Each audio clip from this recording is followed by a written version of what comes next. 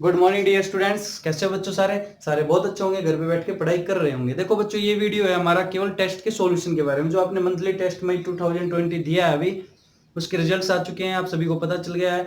बहुत सारे बच्चों ने बहुत अच्छे से अटेम्प्ट किया है, 9 मार्क्स लिए हैं बहुत सारे ने, कुछ एक ने 9 स्टार, कुछ एक ने 10 भी लिए हैं।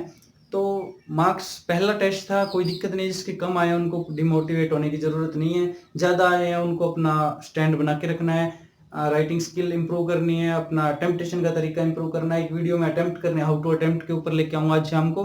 तो इस तरह से जो भी हमारी कमी है वो सभी हमें ओवरकम करनी है, फिर आगे बढ़ना है। बोर्ड की क्लास है, आप सभी को थोड़ा सा इसमें सीरियसली होने की जरूरत है। तो आज हम टेस्ट के सॉल्यूशन के बारे में बात करेंगे। ज़्यादा कुछ है नहीं बात करने को, ज़्यादातर बच्चों ने सब अच्छे से सोल्व किया है। तो अटेम्प्ट करने का तरीका, उसमें आपकी कमी है। जो 1 नंबर बच्चों का कटा, वो अटेम्प्ट के लिए कटा है। बहुत सारे बच्चों के कॉन्सेप्ट और आंसर्स बहुत सही हैं, लेकिन उन्हें मैंने 9 नंबर दिए हैं। तो क्यों? क्योंकि आपका जो पेज आपने भेजे थे उसमें कुछ एक चीज़ें क्लियर नहीं थी, विजिबल नहीं थी, तो इसलिए डाउट के ऊपर भी नंबर कटे हैं कि क्या पता आपने सही लिखा है गलत। तो कोई बात नहीं, जिसके 9 नंबर आए हैं वो अपने आप को 100% समझे कि उनका बिल्कुल सही है। तो बच्चों शुरू करते हैं सॉल्यूशन। उससे पहले मैं आपको बताना चाहूँगा कि ये जो वीडियो है मैंने अपलोड करके आपको करता हूँ, बताता हूँ, ये हम बाईपास कर सकते हैं लाइव क्लास लेके, यूट्यूब पे लाइव आके ऑनलाइन। लेकिन उसके लिए हमें क्या चाहिए? उसके लिए हमें यूट्यूब पे 1000 सब्सक्राइबर मिनिमम मस्ट है, यूट्यूब की पॉलिसी है। तो आप सभी से मैं रिक्वेस्ट करूँगा, एडवाइस करूँगा आपके लिए, भले के लिए, कि उसमें फ़ायदा क्या होगा कि मैं जैसे अभी पढ़ा रहा हूँ, आप कमेंट आएगा, मैं आपको कमेंट पढ़ूंगा, तुरंत सोल्व करा दूंगा क्वेश्चन। अभी क्या है, कुछ एक बच्चे पूछते नहीं है कमेंट में, आप अपनी आइडेंटिटी छुपा के भी पूछ सकते हैं। कुछ एक बच्चे हेजिटेट करते हैं, जो घबराते हैं, वो भी पूछ सकते हैं। वो सभी के लिए एक बहुत अच्छा प्लेटफॉर्म हो जाएगा। तो इसलिए मैं आपको ये कह रहा हूँ कि जितने भी, जहाँ भी फ़ोन आपके आसपास में, पड़ोस में, भाई बहन, जहाँ भी रिश्तेदारी में है, उनको बोलो लिंक देके कि बस सब्सक्राइब करना आपको, और कुछ नहीं करना। जिससे कि 1000 का माइलस्टोन हमने एक बार अचीव कर लिया, हम लाइव आना शुरू हो जाएंगे और आपके लिए और ज़्यादा बेनिफिट हो जाएगा। इस तरह से पढ़ने की आपको आदत डाल लेनी चाहिए, क्योंकि भविष्य अभी 1-2 महीने कुछ नहीं है, ऐसे ही पढ़ना है। तो बच्चों शुरू करते हैं हमारा टेस्ट का solution. Class 10th, what is the difference between A skeleton equation and a balance equation. मान लो हमारी ये इक्वेशन है Fe प्लस CuSO4 और FeSO4 प्लस CO। यहाँ लिख लो, ये सॉलिड है, मान लो ये एक्वस है, और ये क्या है, एक्वस हो जाएगा, ये सॉलिड हो जाएगा। ये इक्वेशन क्या है? ये एक बैलेंस इक्वेशन है, जिसके अंदर स्टेट्स भी लिखी हुई है, एलिमेंट भी सारे, जो नंबर ऑफ एटम्स है किसी भी एलिमेंट के सारे सेम है, law of conservation of mass भी फॉलो हो रहा है। इस तरह की इक्वेशन जो हर तरह से कंप्लीट हो, कि बैलेंस भी हो, जिसके अंदर law of conservation of mass भी फॉलो हो रहा हो, स्टेट भी लिखी हो, इसको कहते हैं बैलेंस इक्वेशन।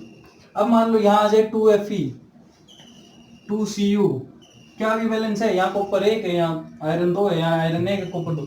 इस तरह की इक्वेशन जहाँ law of conservation of mass follow ना हो रहा हो इक्वेशन में, जो बैलेंस ना हो, जिसमें number of atoms reactant side और प्रोडक्ट साइड अलग अलग हो, उनको कहते हैं स्केलेटन इक्वेशन। लिख लोगे? स्केलेटन इक्वेशन और केमिकल इक्वेशन की अलग अलग डेफिनेशन हमने पढ़ी हुई है, वहां से जाके प्रॉपर डेफिनेशन आप पढ़ लेना। समझने के लिए इतना ही था कि जिसमें स्टेट और नंबर ऑफ एटम्स बैलेंस है वो बैलेंस इक्वेशन, जिसमें बैलेंस नहीं है वो स्केलेटन इक्वेशन। कर लोगे?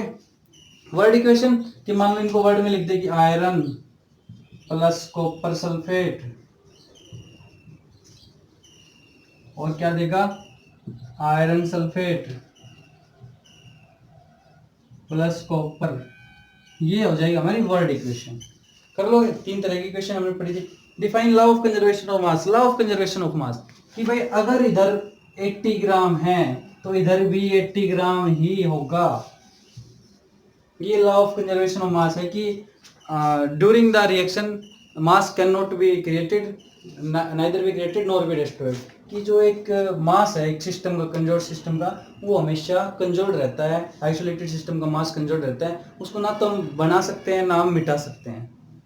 समझ गए सारे? Law of conservation of mass बहुत इंपॉर्टेंट है। मैंने एग्जांपल दिया था आपको, law of conservation of mass का एक पूरा लेक्चर है, आपको वो पढ़ना है, अच्छे से देखना है। लेकिन कॉन्सेप्ट क्या है कि रिएक्शन जो होगी वहां पे, हम जो law of conservation of mass है वो कहता है कि अगर रिएक्टेंट साइड हमने कुछ 20 ग्राम लिया है तो इधर भी 20 ग्राम ही बनेगा। फॉर्म चेंज हो सकते हैं कि इधर 20 ग्राम एक लिया, इधर 4 चीजें बन रही है 25 ग्राम की, इधर मान लो 20 ग्राम के 2 लियो, यहाँ पे मिलके हमारे 40 ग्राम का एक बन गया हो। लेकिन law of conservation of mass कहता है कि इधर जितना उधर भी उतना। वहां आप जाके कंप्लीट उसकी डेफिनेशन और उसका कॉन्सेप्ट समझ सकते हैं, लेक्चर हमने बना रखा है। बैलेंस द फॉलोइंग रिएक्शन, देखो क्या था, Fe plus H2O, Fe3O4 plus H2। मैंने क्या बताया था, एटम लिख लो, Fe HHOO। एक एग्जांपल करके दूंगा, बाकी की हमारी बैलेंस ये है, एक आयरन 3 आयरन, 2 हाइड्रोजन 2 हाइड्रोजन, कोई दिक्कत नहीं है, एक ऑक्सीजन 4 ऑक्सीजन। क्या करोगे, सबसे पहले आयरन को बैलेंस करो, 3 से गुणा कर दो 3Fe, आयरन बैलेंस 3Fe हो गया भाई, यहाँ भी 3। इधर देखो हाइड्रोजन 2 है, हाइड्रोजन 2, ऑक्सीजन 1 ऑक्सीजन 4, ये 4 है, इस वाले को 4 से गुणा कर दो, ये 4 से गुणा कर दिया, ये हो गया हमारे 4 ऑक्सीजन। लेकिन जैसे ही 4 से गुणा किया हाइड्रोजन बढ़ गए, पहले 2 थे अब 4 दूना 8, हाइड्रोजन हो गए हमारे 8। तो ये भी बैलेंस हमारा, हाइड्रोजन करना है, इसको 4 से गुणा कर दो, इधर H कहाँ है, ये हमारी इक्वेशन होगी बैलेंस। यहाँ स्टेट लिख दो, सॉलिड लिक्विड सॉलिड और गैस, ठीक है भाई, कर लोगे। इस तरह से बैलेंसिंग करनी थी, कोई ज़्यादा वो था नहीं। उसके बाद हमारे ये कार्बन मोनोऑक्साइड के साथ H2 था, और ये क्या कर रहा था, CH3OH। देखो कार्बन 1, यहाँ कितना है 1, ऑक्सीजन 1 1, हाइड्रोजन 2, इधर है 4, हाइड्रोजन को 2 से मल्टीप्लाई कर दो, ट्वाइस H2 कर दो, ये बैलेंस स्टेट लिख दो। इस तरह से हमने बैलेंस करनी थी। नेक्स्ट वाली थी वो ऑलरेडी बैलेंस थी, तो ये वाला हमारा बैलेंसिंग का क्वेश्चन था।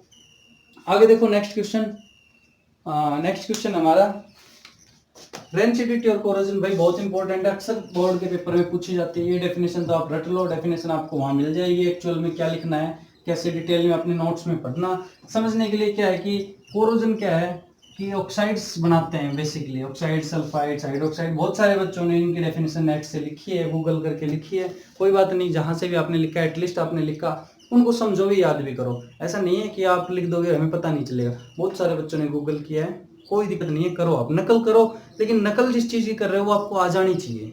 एक बार लिख दिया तो उसको एक बार याद भी कर लो, नंबर में आ गया आपको कोई दिक्कत नहीं, लेकिन आपको याद करना इंपॉर्टेंट है।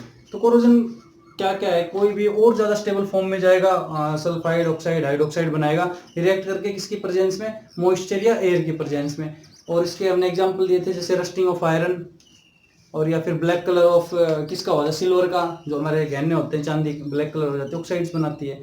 तो इस तरह से था कोरोजन, कि डिग्रेड होना शुरू हो जाता है एक तरह से, वो था कोरोजन किसका, जो भी हमारे कुछ मेटल्स होते हैं, जैसे आयरन का जो कोरोजन होता है उसको बोलते हैं रस्टिंग ऑफ आयरन।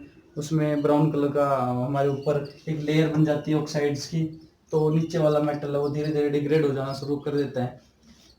तो कोरोजन वहां से आप अच्छे से पढ़ लेना, रिएक्शन देख लेना। नेक्स्ट था हमारा रेंसिडिटी। रेंसिडिटी क्या था समझ लो। देखो ये जो वीडियो मैं बना रहा हूँ, काफी बच्चे कहेंगे क्या आंसर दिया सर ने, ये केवल इसलिए आपको, अगर कॉन्सेप्ट आप चूक गए हो तो आपको दिमाग में क्लिक करने के लिए मैं डिटेल में आपको करा चुका हूँ, आप वीडियो देख सकते हैं प्लेलिस्ट में जाके।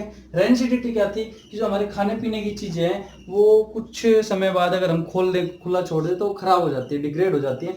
उसका कारण क्या है कि वो बाहर एटमोसफेयर में जो गैसेज है उनसे रिएक्ट करके और कुछ नई चीजें, केमिकल्स बना लेती है, और वो उनमें ऐसी केमिकल रिएक्शन करते हैं कि उनके खाने में स्मेल हो जाती है, रेंसिड हो जाती है, उसको कह देते हैं रेंसिडिटी।